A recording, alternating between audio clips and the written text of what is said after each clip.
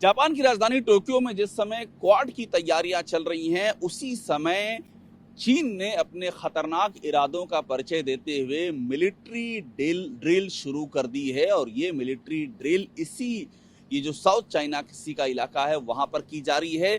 बड़ी अहम बात है कि जिस समय ये हो रही है उस समय अमेरिका के राष्ट्रपति जो बाइडन ये जो पूरा क्षेत्र है इसी क्षेत्र की यात्रा में है, वो भी साउथ कोरिया में। इसके बाद वो जापान आएंगे। तो ये सीधी चुनौती है चीन की ओर से अमेरिका को। और एक बड़ी बात यह है कि जो हैनान प्रांत है चीन का, उस हैनान प्रांत की ओर से बाकायदा जो आधिकारिक जानकारी वहां से निकली है उसमें इस मिलिट्री एक्सरसाइज की पुष्टि की गई है। इसके साथ ही खबर यह भी है कि चीन ने H6 जो न्यूक्लियर बम गिराने में कैपेबल जो उनके बॉम्बर हैं वो भी यहाँ पर उड़ाए हैं, इस क्षेत्र में उड़ाए हैं। H6 को उड़ाने का मतलब ये है कि चीन अपनी इस ताकत का परिचय इस समय देना चाह रहा है जब यहाँ पर क्वाड की तैयारियां चल रही हैं कि वो ये जो क्वाड के सदस्य देश हैं इनकी किसी भी तरह की कवायद के खिलाफ काउंटर करने की रणनीति बना रहा है। इसका वो मैसेज देने की तैयारी कर रहा है।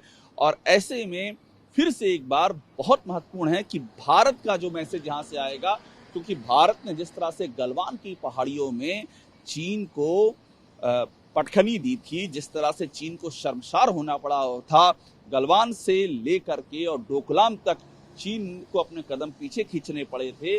उसके बाद चीन लगातार ये कवायद कर रहा था और वो लगातार ये मैसेज भी दे रहा है कि इस क्वाड से कुछ निकलने वाला नहीं है, क्वाड से बचा जाए। क्वाड के खिलाफ वो लगातार बड़े ही भड़काऊ बयान दे रहा है। तो भारत की यहाँ भूमिका बहुत ही महत्वपूर्ण है, क्योंकि चीन अपनी विस्तारवादी नीतियों का परिचय जिस भारत के क्षेत्र में उसने पहले देने की कोशिश की थी, उसे मुंह की खानी पड़ी थी, वहां फिर से देने की कवायद कर सकता है, क्योंकि आसपास के गांवों को वो मिलिटराइज कर रहा है, ऐसी जानकारी सामने आ रही है। तो भारत, जापान, ऑस्ट्रेलिया और अमेरिका का ये चतुर्भुज है जिसे कि क्वाड कहते हैं, ये चतुर्भुज चीन के इन मंसूबों पर पानी फेरने के लिए एक बड़ा प्लेटफॉर्म साबित होने जा रहा है। और टोक्यो की जमीन से यही संदेश सामने आएगा। कैमरामैन चेतन शर्मा साथ अभिषेक उपाध्याय, भारतवर्ष, टोक्यो।